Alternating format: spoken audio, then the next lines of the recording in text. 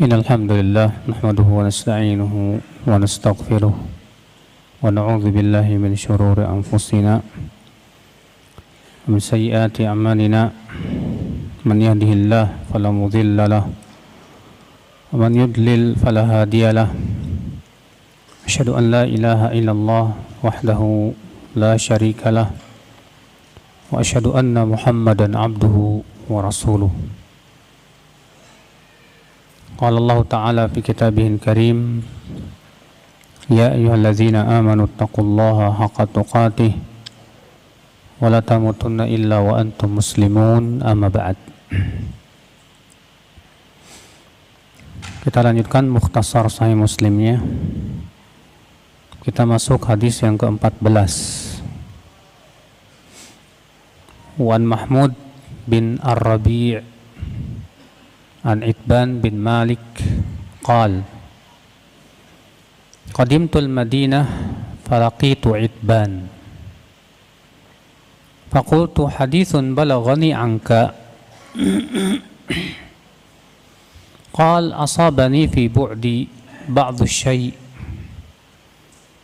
faba'athtu ila Rasulillah sallallahu alaihi wasallam inni uhibbu an ta'tiyani fatusalli fi manzili fa'attakhidhuhu musalla.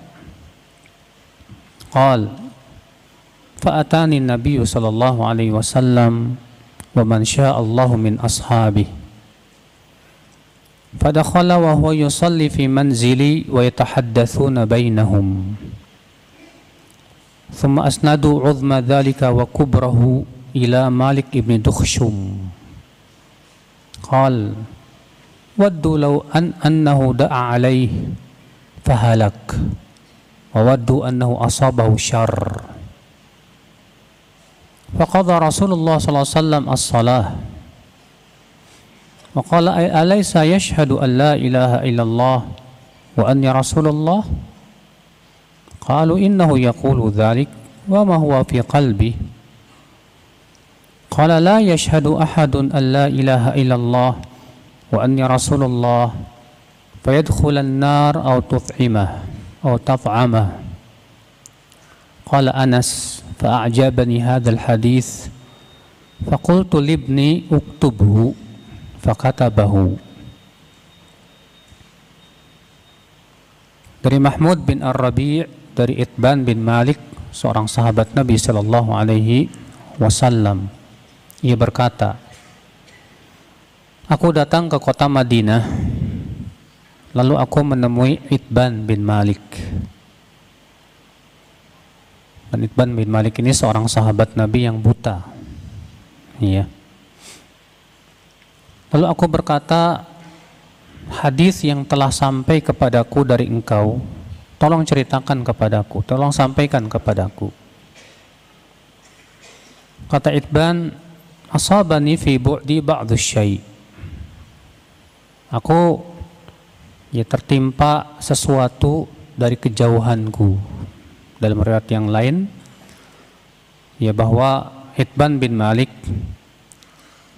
senantiasa menjadi imam di masjid kampungnya. Dan antara masjid yang ia menjadi imam dengannya, dengan rumahnya itu ada lembah, di mana kalau musim hujan biasanya lembah itu mengalirkan air sehingga Itban tidak bisa sholat di masjid tersebut. Faba'athu ila Rasulillah sallallahu alaihi wasallam, lalu aku mengirim seseorang kepada Rasulullah sallallahu alaihi wasallam. Inni uhibbu an ta'tiyani fatusalli fi manzili fa'attakhidhahu musalla. Sesungguhnya aku suka engkau datang kepadaku, hai Rasulullah, agar engkau sholat di rumahku. Lalu tempat sholatmu aku ingin jadikan sebagai musalla, tempat sholatku di dalam rumah. Qala fa'atani an-nabiy sallallahu alaihi wasallam wa man syaa Allahu min ashabihi. Maka Nabi sallallahu alaihi wasallam pun mendatangiku bersama beberapa sahabatnya yang Allah kehendaki untuk datang.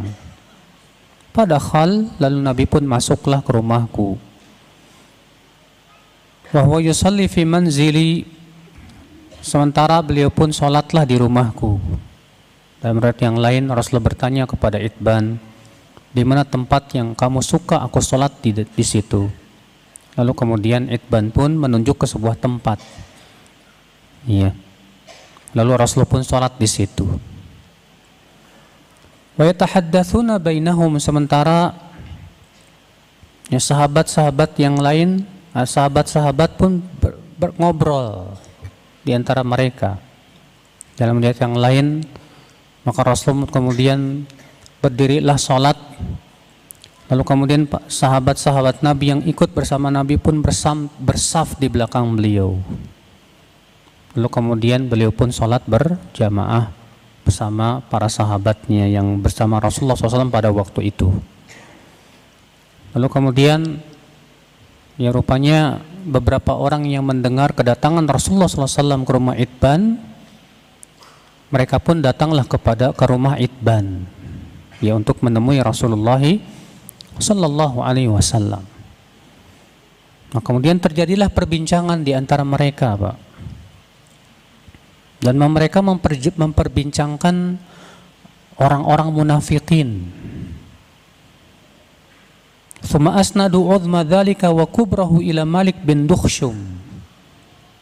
Kemudian mereka menyandarkan ya kepalanya orang yang dianggap mereka ini pentolannya, itu Malik bin Dukhshum.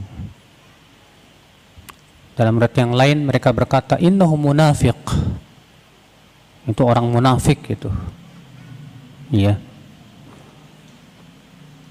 Qal waddu annahu da'a alaihi. Para sahabat itu berharap Nabi mendoakan kecelakaan untuknya. Untuk siapa tadi? Malik bin Dukhshum tadi. Wa waddu annahu asabahu syarr. Dan mereka berharap ya semoga Malik bin Dukhshum ini ditimpa keburukan. Faqadha Rasulullah SAW as-salah, maka Rasulullah SAW pun setelah selesai sholat beliau bersabda kepada para sahabat yang sedang berbincang-bincang tersebut, yang memperbincangkan Malik bin Dukhshum, dan katanya dia ini orang munafik. Apa kata Rasulullah? Alaysa yashhadu an la ilaha illallah wa anni rasulullah? Bukankah dia bersyahadat la ilaha illallah dan bahwasanya aku adalah Rasulullah? Qalu, maka mereka berkata, innahu yaqulu dzalik wa ma huwa fi qalbi. Iya, dia mengucapkan la ilaha illallah namun sebatas di lisan, tidak dengan hatinya. Qala la yashhadu ahadun an la ilaha illallah wa anni rasulullah fayadkhulun nar aw tat'amah. Maka Rasulullah bersabda, tidak ada seorang pun yang bersyahadat la ilaha illallah dan bahwasanya aku adalah Rasulullah, ya kemudian ia masuk surga, masuk neraka. Dalam satu riwayat yang lain, fa innallaha harrama 'alan nar man qala la ilaha illallah yabtaghi bidzalika wajhallah. Sesungguhnya Allah mengharamkan atas api neraka orang yang mengucapkan la ilaha illallah karena mengharapkan wajah Allah. Anas berkata, hadis ini yang mengagumkan aku. Maka aku berkata kepada anakku, tolong tulis hadis ini. Maka ia pun menulisnya. Taib ikhwatal Islam, dari hadis ini kita ambil ya beberapa faidah.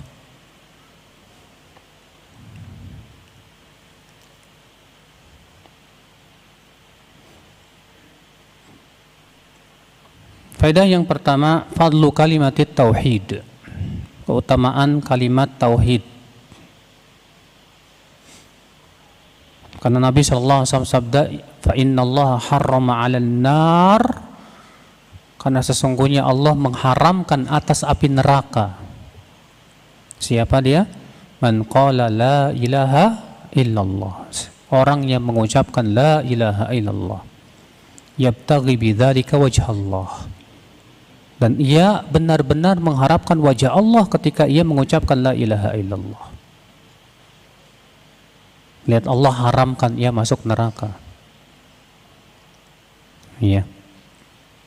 Namun ya akhi, orang-orang yang diharamkan masuk neraka itu ada dua derajat. Derajat yang pertama, yang diharamkan sama sekali, di mana ia tidak masuk neraka sama sekali.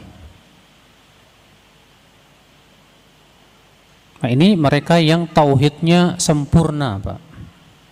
Ini orang yang tauhidnya apa? Sempurna.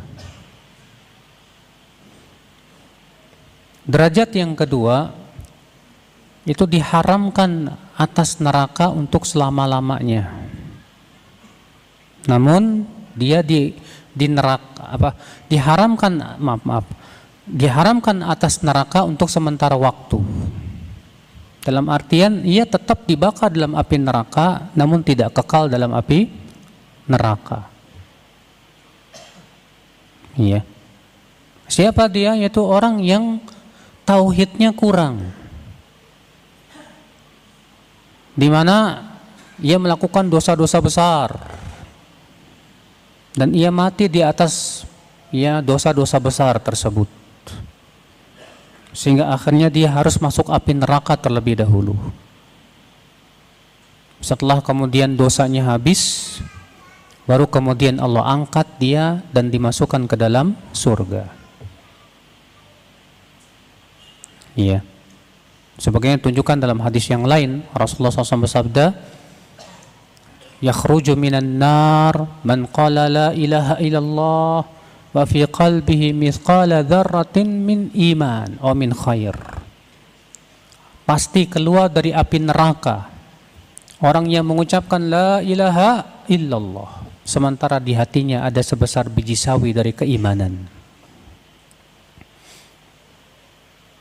Iya. Berarti ada nggak orang-orang yang mentauhidkan Allah masuk neraka, Pak? Ada. Yaitu mereka yang tauhidnya lemah. Apa bedanya tauhidnya sempurna? Kalau dia tauhidnya sempurna, dia tinggalkan dosa-dosa. Dia pun kalau jatuh kepada dosa segera bertaubat kepada Allah Subhanahu wa taala. Maka ini Masya Allah, orang yang tauhidnya sempurna. Dan ia pun wafat di atas la ilaha illallah. Dia istiqamah di atas tauhidnya. Adapun yang tidak sempurna yaitu kurang tawakalnya kepada Allah, kurang rasa takutnya kepada Allah, kurang rasa cintanya kepada Allah. Masih dia mencintai dunia berlebihan, masih dia ngikutin syahwatnya, masih dia ngikutin hawa nafsunya. Tapi dia mentauhidkan Allah, dia tidak mempersekutukan Allah. Maka yang seperti ini tetap kalau ia mati di atas la ilaha illallah dalam keadaan membawa dosa, tetap ia dijamin masuk surga. Dijamin dia masuk surga. Namun tentunya akhi, bukan berarti sekali lagi dan sering saya ulangi, bukan berarti ini memberikan semangat untuk orang-orang yang berbuat maksiat, Pak. Jangan salah kaprah, jangan salah paham. Karena sebagian orang yang melakukan perbuatan maksiat ketika membaca hadis ini bukannya taubat malah tambah angot, Pak. Apa katanya? Yang penting saya mati di atas tauhid. Paling di neraka saya sehari 2 hari selesai. Ini orang ngeri, Pak.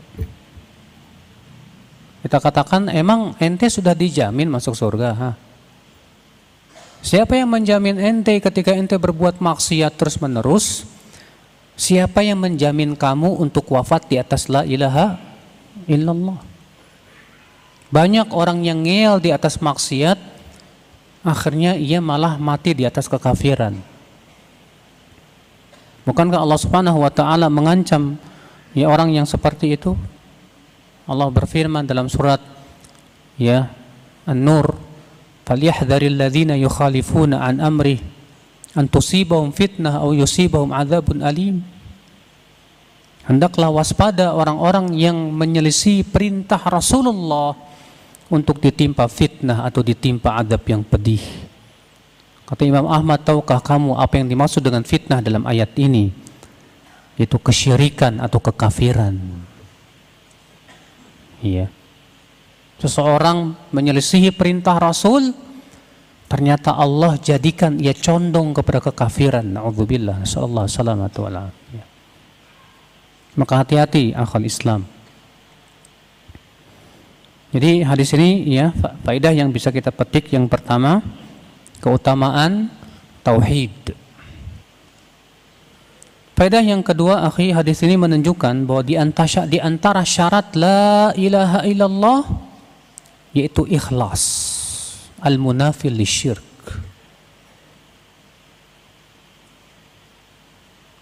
Kenapa? Karena Rasulullah mengatakan, fa innallaha harrama 'alan nar man qala la ilaha illallah yabtaghi bidzalika wajhallah. Sesungguhnya Allah mengharamkan atas api neraka orang yang mengucapkan la ilaha illallah yabtaghi bidzalika wajhallah. Dia harapkan padanya wajah Allah. Dan sudah pernah saya sampaikan bahwa syarat la ilaha illallah ada berapa, Pak? Ada berapa? Ada 7. Syarat yang pertama apa? Ilmu. Yang kedua, yakin. Yang ketiga, qabul, menerima. Yang keempat, inqiyad, patuh dan tunduk. Yang kelima, ikhlas. Yang keenam, sidqun, jujur.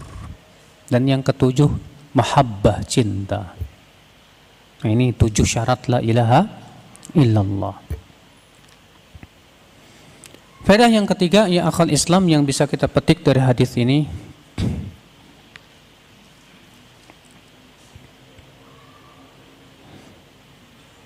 hadis ini menunjukkan bolehnya bertabaruk dengan bekas-bekas Rasulullah SAW.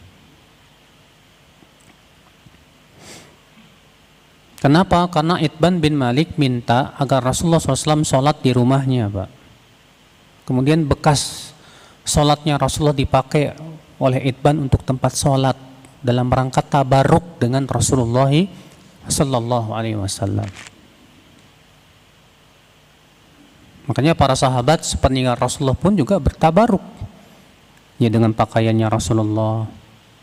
Bahkan Ummu Salamah ya punya bejana yang terbuat dari perak, yang di situ ada beberapa helai rambut Rasulullah sallallahu alaihi wasallam, di mana beliau bertabaruk dengan rambutnya Rasulullah sallallahu alaihi wasallam. Namun apakah bisa dikiaskan, Pak, Rasulullah dengan orang soleh? Jawab tidak. Ini khusus untuk Rasulullah sallallahu alaihi wasallam. Ini khususiyatur Rasul, tidak untuk yang lainnya. Adapun perkataan sebagian ulama seperti Ibnu Hajar mengatakan dikiaskan kepada Rasulullah orang-orang soleh yang lainnya, ini pendapat yang tidak ada satupun sahabat, tabi'in, tabi'ut tabi'in yang mendukung pendapat ini. Karena tidak ada para sahabat tabaruk dengan badannya Abu Bakar misalnya. Padahal Abu Bakar manusia yang paling baik setelah Rasulullah sallallahu alaihi wasallam. Tidak ada sahabat yang tabaruk dengan badannya Umar misalnya. Tidak ada tabi'in yang tabaruk dengan badannya para sahabat. Tidak ada para tabi'ut tabi'in yang bertabaruk dengan badannya para tabi'in. Kalaulah pemahaman itu benar, tentu yang pertama kali memahaminya siapa? Para sahabat, Pak. Mereka lebih dalam ilmunya, Pak. Mereka lebih alim tentang sunnah Rasulullah sallallahu alaihi wasallam. Jadi tabaruk dengan badan seseorang itu hanya khusus untuk Rasulullah sallallahu alaihi wasallam. Faedah yang keempat,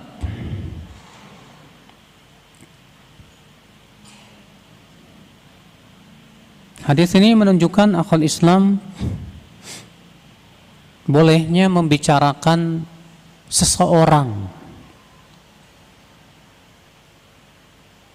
di mana orang tersebut tampak kepada kita dia memusuhi Allah dan Rasul-Nya, tampak kepada kita sifat-sifat kemunafikannya, sehingga dijadikan dalil oleh para ulama, ya, bahwa orang seperti ini kalau kita obrolin dengan menyebut nama itu tidak termasuk ghibah yang diharamkan. Karena para sahabat di sini membicarakan seorang laki-laki yang bernama siapa? Malik bin Dukhshum. Dan Rasulullah tidak mengingkari para sahabat membicarakannya, Pak. Iya. Maka kalau misalnya kita membicarakan di majelis kita tentang seorang laki-laki yang subhanallah, orang tersebut ya suka mencela sunnah, orang tersebut pemikirannya menyimpang, orang tersebut ya jelas-jelas membela bid'ah dan yang lainnya, enggak masalah. Dalilnya mana hadis ini? Sebab kalau itu tidak boleh, tentu Rasulullah SAW mengingkarinya. Kalau zaman sekarang istilahnya tahdzir, mentahdzir orang yang sesat. Maka yang seperti ini boleh kalau memang kita punya bukti-bukti yang kuat dan akurat. Iya. Lalu kenapa Nabi SAW di sini mengatakan kepada para sahabat, bukankah dia masih bersyahadat la ilaha illallah Muhammadur Rasulullah? Apa kata para sahabat, hai Rasulullah? Ya, dia mengucapkan dengan dengan lisannya, tapi dia tidak dengan hatinya, ya Rasulullah. Iya. Maka di sini Rasulullah SAW punya pengetahuan yang lebih dibandingkan para sahabat Rasulullah Sallallahu Alaihi Wasallam. Ini menunjukkan, Pak, tidak selamanya jarh itu muqaddam ala at-ta'dil. Tidak selamanya jarh itu celaan. Lebih didahulukan daripada apa? Ta'dil, pujian. Iya. Terkadang seseorang mencela orang lain dan menganggap dia sebagai orang yang sesat. Sementara antum ternyata bisa jadi lebih paham tentang orang itu dari dia. Dan bahwasanya tuduhannya tersebut ternyata sebetulnya hanya isapan jempol saja, atau adanya kesalahpahaman. Maka boleh kita tidak setuju sama dia, nggak masalah. Seperti contohnya Imam Bukhari dituduh ya oleh Yahya Az-Zuhli sebagai Jahmi. Ya, gara-garanya Imam Bukhari dalam majelisnya ditanya oleh seseorang, apa pendapatmu Bukhari tentang pelafadan saya dengan Al-Quran, apakah makhluk atau tidak? Maka Imam Bukhari menjawab bahwa suara saya ini makhluk. Dipahami oleh orang ini bahwa Imam Bukhari mengatakan lafzi bil Quran makhluk. Disampaikanlah kepada Yahya Az-Zuhli. Wah, ditahdzir, Pak. Sampai-sampai Yahya Az-Zuhli berkata, siapa yang masih duduk di majelis di majelisnya Bukhari, silakan pergi. Maka Imam Muslim langsung berdiri dan pergi. Kenapa? Karena Imam Muslim tahu bahwa tahdzirannya nggak benar. Maka Imam Muslim lah yang membela Imam Bukhari. Iya. Nah, ini akal Islam. Jadi yang namanya tahdziran itu ya terkadang kita tidak bisa terima kalau ternyata tahdzirnya tidak sesuai dengan waqi', atau kita punya ilmu yang lebih yang dia tidak ketahui. Musibahnya di zaman sekarang, Pak, banyak orang yang ikut-ikutan tahdzir karena takut ditahdzir. Ente kalau nggak ikut tahdziran, anak tahdzir ente. Akhirnya ikut nahdzir orang gitu loh. tanpa hak. Seperti di zaman sekarang banyak. Ya, ketika ditanya tuduhan kamu apa? Oh, dia sifatnya, ya terkadang masalah-masalah ijtihadiyah, Pak. Yang sebetulnya kita tidak boleh saling memaksakan apa? Kehendak. Apa katanya? Itu manhajnya manhaj selfie. Mana ada manhaj selfie dalam Islam? Selfie itu tidak ada hubungannya dengan apa? Akidah. Katakanlah misalnya selfie itu misalnya itu haram maksiat. Tapi kan maksiat tidak mengeluarkan pelakunya dari Ahlus Sunnah wal Jamaah. Ini orang nggak bisa membedakan mana manhaj, mana masalah maksiat, mana perkara yang bisa mengeluarkan pelakunya dari Ahlus Sunnah, mana yang tidak. Pokoknya siapa yang nggak setuju dengan pendapatnya, khalas ditahdir. Walaupun itu masalah ijtihadiyah, ini aneh, Pak. Justru yang seperti ini bertolak belakang dengan manhaj salaf. Manhaj salaf mana pernah mereka mentahdir orang yang menyelisihinya dalam masalah-masalah ijtihadiyah seperti itu. Ikhwatul Islam, azani Allah wa iyyakum. Faedah selanjutnya, akhul Islam, yu'dharu bitta'wil man ramal muslim bin nifaq. Orang yang menuduh orang lain sebagai munafik karena dia memiliki bukti-bukti yang cukup, maka yang seperti ini diberikan maaf atas tuduhannya dia kepada orang tersebut.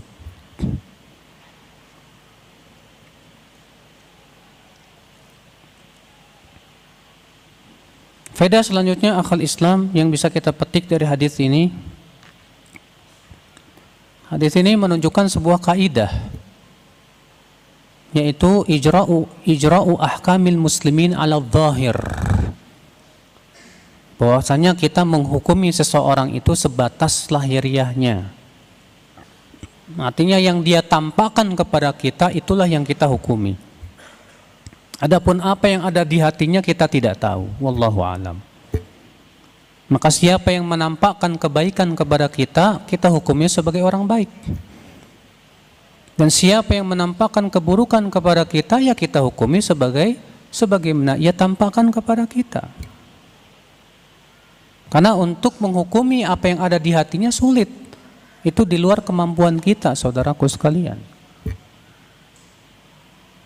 Maka siapa yang memperlihatkan kekafiran, seorang muslim yang menampakkan kekafiran, apakah kita langsung hukumi kafir? Maka yang seperti ini ada dhawabitnya, Pak. Kita lihat dulu ini orang bodoh apa enggak. Ini orang sudah sampai hujah kepadanya apa belum. Bisa jadi dia kena syubhat pemikiran. Iya. Maka kita belum berani mengkafirkan sampai dipenuhi padanya syarat-syarat takfir. Nah, ini akal Islam. Faedah selanjutnya yang bisa kita petik dari hadis ini, jawazu imamatil a'ma, bolehnya orang buta jadi imam. Bolehnya orang buta jadi apa? Imam, selama dia memang ya hafalannya bagus, dia paham tentang fikih sholat. Ya. Kenapa? Karena Itban bin Malik seorang sahabat yang buta, dan beliau menjadi imam di kampungnya, di masjid kampungnya. Berarti itu menunjukkan bahwa orang buta boleh menjadi apa? Imam. Ya. Faedah selanjutnya, jawazul jamaah fi sholati tatawwu ahyanan. Bolehnya berjamaah dalam sholat sunnah sekali-kali. Sholat duha. Di sholat duha sekali-kali berjamaah boleh tidak, Pak? Boleh. Dalilnya mana? Hadis ini. Di mana Rasulullah SAW diundang oleh Itban agar beliau sholat di rumahnya. Lalu kemudian Rasulullah pun datanglah bersama beberapa sahabatnya. Dan Rasulullah pun berdirilah dan para sahabat pun bersaflah di belakang Rasulullah sallallahu alaihi wasallam. Lalu Rasulullah pun sholat duha berjamaah. Nanti ini menunjukkan bahwa sholat duha boleh sekali-kali apa? Berjamaah, nggak apa-apa. Tapi nggak pakai adzan, nggak pakai qomat, Pak. Iya. Adapun kemudian dijadikan sebagai rutinitas, maka ini ya tidak pernah dilakukan oleh Rasulullah SAW, tidak pula para sahabatnya. Setiap sholat duha berjamaah. Ya. Faedah selanjutnya akal Islam yang bisa kita petik dari hadis ini, jawazut takhalluf 'anil jamaah fil matar wadh dhulmah. Bolehnya kita tidak ikut sholat berjamaah karena adanya hujan atau uzur-uzur yang lainnya. Hujan misalnya, atau sangat becek misalnya, sehingga di sana ada kesulitan kita untuk pergi ya sholat ke masjid. Makanya seperti ini termasuk uzur-uzur yang membolehkan seseorang tidak sholat berjamaah di mana? Di masjid, Pak. Iya. Faedah selanjutnya,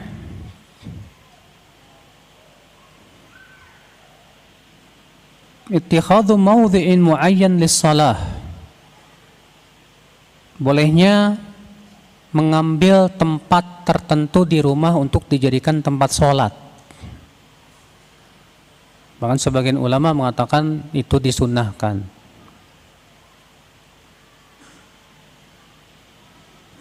Ya, jadi kita punya rumah nih, ada satu tempat yang kita memang khususkan untuk tempat apa? Sholat, boleh di situ. Di sini kita ambil faedah selanjutnya akal Islam yang bisa kita petik dari hadis ini.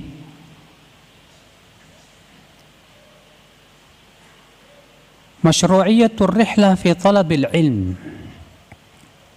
Itu disyariatkan rihlah, mengadakan perjalanan jauh untuk menuntut ilmu. Disyariatkan rihlah. Apa sih rihlah itu, Pak? Mengadakan perjalanan jauh untuk menuntut ilmu. Siapa yang pertama kali mencontohkan rihlah menuntut ilmu? Nabi Musa alaihissalatu wassalam. Iya. Di mana Nabi Musa alaihissalatu wassalam pernah suatu ketika ditanya, adakah orang yang lebih berilmu dari engkau? Kata Nabi Musa, tidak ada. Maka Allah menegur. Allah berfirman, ada, hambaku Khidir. Maka kemudian Nabi Musa minta kepada Allah agar bisa bertemu dengan apa? Khidir. Iya. Dan Nabi Musa mengatakan, ya, di situ dalam ayat surat Al-Kahfi apa? Au amdhiya hukuba. Walaupun aku harus berjalan berpuluh-puluh tahun, enggak apa-apa ya Allah, asal aku bisa ketemu sama Khidir dan bisa menimba ilmu darinya. Subhanallah. Iya. Faedah selanjutnya yang bisa kita petik dari hadis ini, anjuran untuk kitabatul ilm, mencatat ilmu, Pak. Anjuran untuk mencatat apa? Ilmu.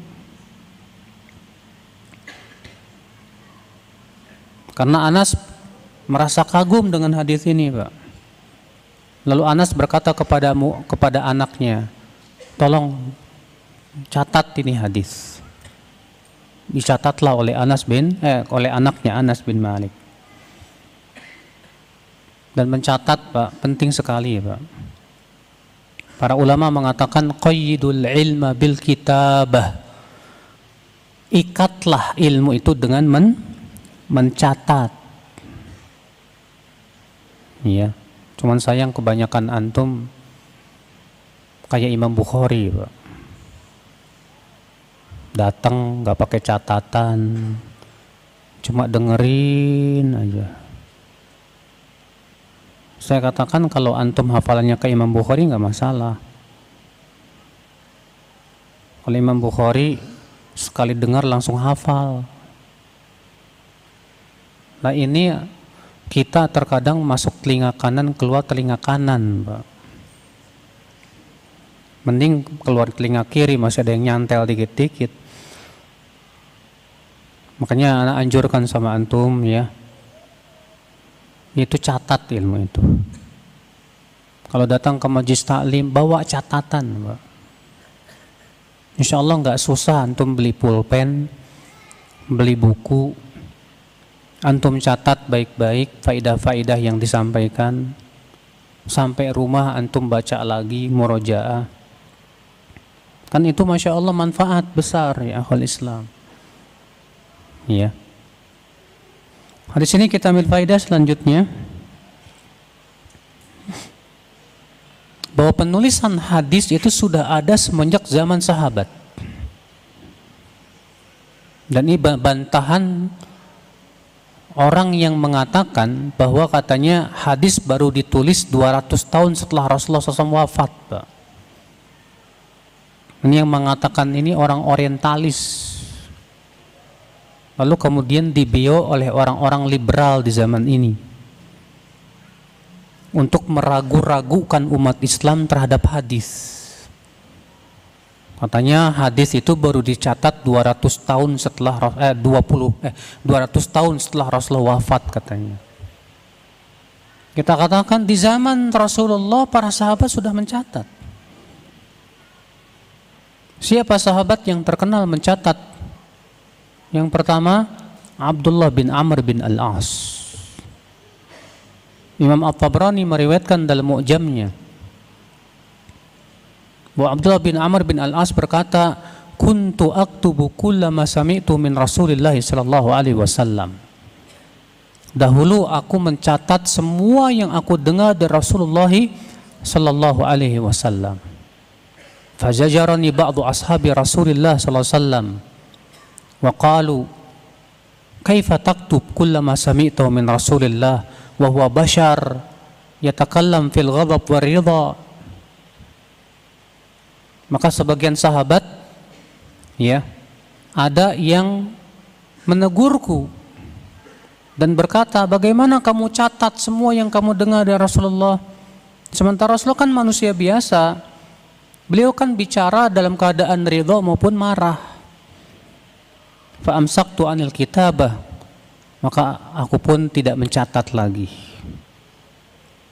Namun kemudian aku bertanya kepada Rasulullah tentang hal itu. Apa kata Rasulullah? "Uktub fawalladzi nafsi biyadihi ma kharaja min fiyya ilhaq." Tulis saja. Demi zat yang diriku berada di tangannya, tidak ada yang keluar dari mulutku ini kecuali kebenaran, kata Rasulullah SAW. Maka kemudian Abdullah bin Amr bin Al-As kembali mencatatnya, Pak. Ya. Makanya Abdullah bin Amr bin As punya catatan hadis, Pak. Siapa lagi sahabat yang mencatat? Ibnu Abbas.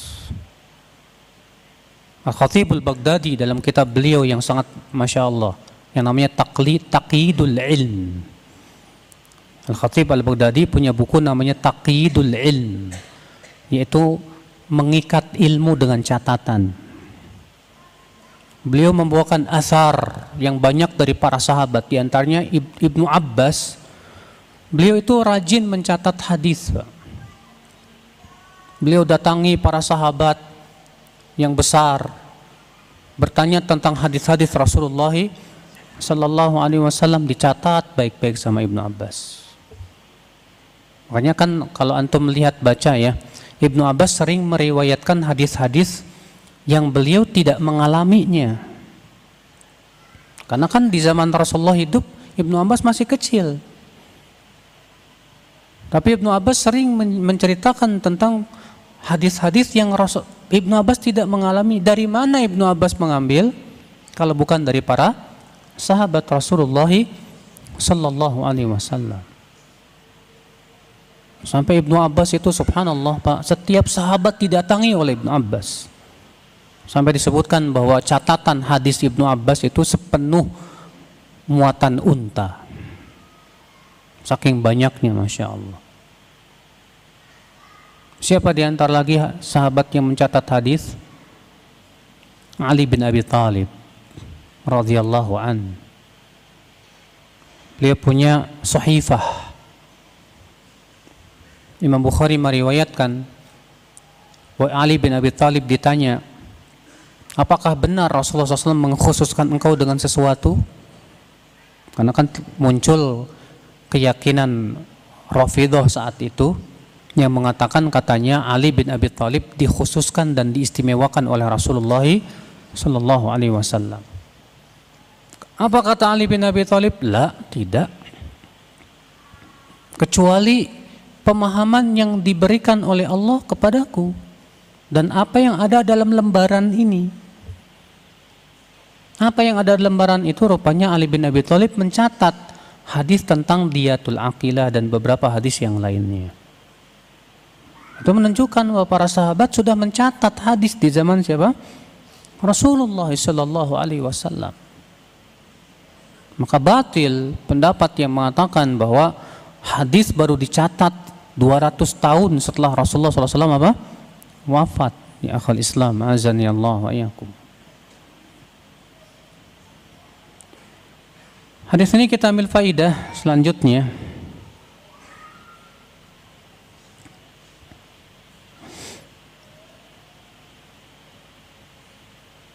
Jawazu ikhbaril mar'i an nafsihi bima fihi min ahah. Bolehnya seseorang mengabarkan tentang kekurangan dirinya. Kenapa? Karena Itban bin Malik di situ menceritakan tentang dirinya. Ya. Dalam riwayat yang lain begini, ya Rasulullah, inni angkartu basari wa ana usalli liqaumi fa idza kanatil amtar salal wadi alladhi baini wa bainahum lam astati an atiya masjidahum li usalliya lahum.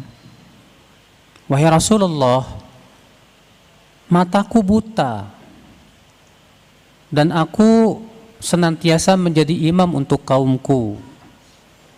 Kalau musim hujan, hai Rasulullah, lembah itu mengalirkan air sehingga aku tidak bisa pergi ke masjid dan menjadi mengimami mereka. Lihat di situ ya, apa namanya, Itban bin Malik mengatakan apa? Aku buta ya Rasulullah. Berarti boleh ya menyebutkan tentang kekurangan cacat yang ada pada diri kita untuk kemaslahatan, enggak masalah. Bukan berarti kita sedang mengadu, tidak. Bedakan ya. Ini bukan sedang dalam rangka apa? Mengadu. Ya. Al-Imam Ibnu Qayyim rahimahullah dalam kitab Ar-Ruh ya menyebutkan tentang perbedaan mengabarkan dengan mengadu. Kata beliau, al-farqu bainal ikhbar bil hal wa baina syakwa wa in ishtabahat suratuhuma, bedanya antara mengabarkan dengan mengadukan walaupun memang hampir serupa bentuknya. Annal ikhbar bil hal yaqsidul mukhbir bihi qasdan sahihan man alimas ya sababa idanatihi aw al-i'tidhari akhihi min amrin talabahu minhu aw yuhadhdhiruhu min al-wuqu'i fi mithli ma waqa'a fihi fayakunu nasihan bi ikhbarihi lahu aw hamlihi 'ala as-sabr bit ta'assi bih. Kalau mengabarkan itu biasanya tujuannya benar. Contoh misalnya, dia kabarkan itu karena dia minta maaf kepada saudaranya tidak bisa melakukan ini karena saya sedang begini dan begitu. Tujuannya benar. Maaf akhi, kemarin saya nggak bisa datang ke undangan antum. Kenapa? Kemarin tuh saya qadarullah kena mencret misalnya. Itu mengabarkan namanya apa? Bukan sedang mengadu, bukan. Wa amma syakwa fal ikhbarul ari anil qasdis sahih. Adapun mengadu, maka ini maksud tujuannya bukan benar. Bal yakunu masdurus sakhat wa syikayatul mubtala ila ghairih. Akan tetapi maksudnya adalah seakan dia kurang ridho, kurang menerima takdir yang ia terima.